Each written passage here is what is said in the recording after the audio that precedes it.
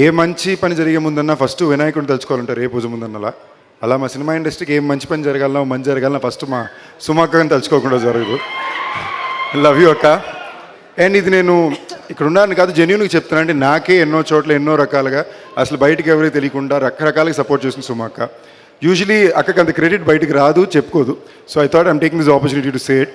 And అన్నిటికన్నా ఇవాళ first నేను చాలా ఆనందపడింది, అక్క నీకు అగేన్స్ట్గా నువ్వే ఒక బ్రహ్మాస్త్రాన్ని తయారు చేసుకుని స్టేజ్ మీద నిలబెట్టి మీ ఇద్దరి మధ్యన స్టాండప్ కామెడీ జరుగుతుంటే చూడడానికి చాలా హ్యాపీగా ఉండింది అక్క.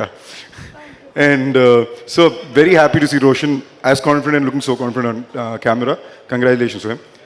నా బూట్కట్ బాలరాజ్కి వచ్చేసరికి of course first and most important సోహేలే. నాకు సోహేల్ డీ ఫర్ దోపిడీలో చాలామంది ఇంపార్టెంట్ క్యారెక్టర్స్ ఫిల్మ్స్లో ఉంటాయి.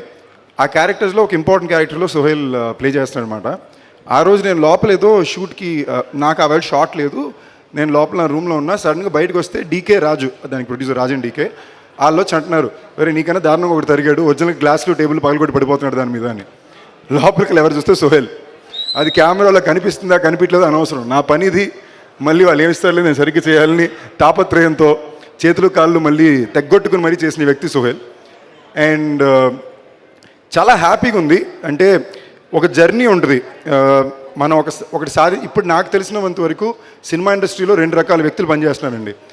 ఒకటి అదృష్టాన్ని నమ్ముకుని వచ్చిన అవకాశాల్లో ఎంత బెస్ట్గా చేయగలం అని చూసుకునే వాళ్ళు.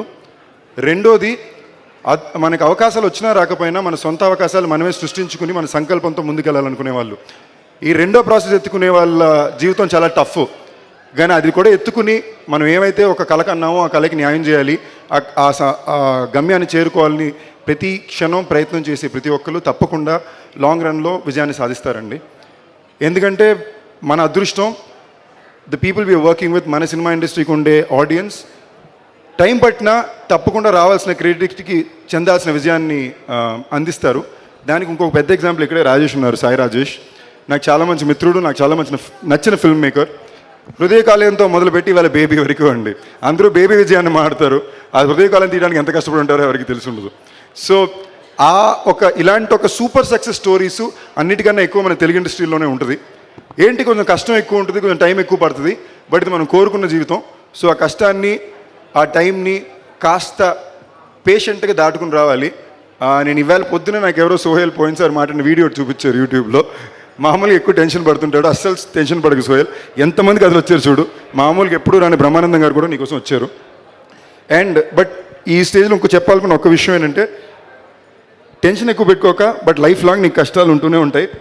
ఎందుకంటే మనం ఎంచుకునే ఇండస్ట్రీ అలాంటిదే. సినిమా టైటిల్ మారుతాయి, డేట్లు మారుతాయి, మన కంట్రోల్ పెద్దగా ఉండవు.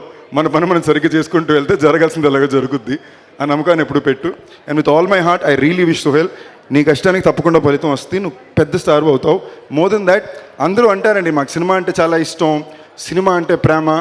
సినిమా ఇండస్ట్రీలో పనిచేసే ప్రతి ఒక్క వ్యక్తికి సినిమా కన్నా ఆడియన్స్ అంటే మనుషులు అంటేనే మోజు, ప్రేమ అండి. మాకు మీ దగ్గర మెప్పు రావాలి, మీ దగ్గర క్లాపులు కొట్టించుకోవాలి, మీ చేత అర్పించుకోవాలి, అదే మెయిన్. ఊరినే పేరు రావాలంటే ఏ పనైనా చేసి అవ్వచ్చు. ఎందుకు సినిమాలకు వస్తాం, ప్రతి ఒక్కరికి నచ్చాలి.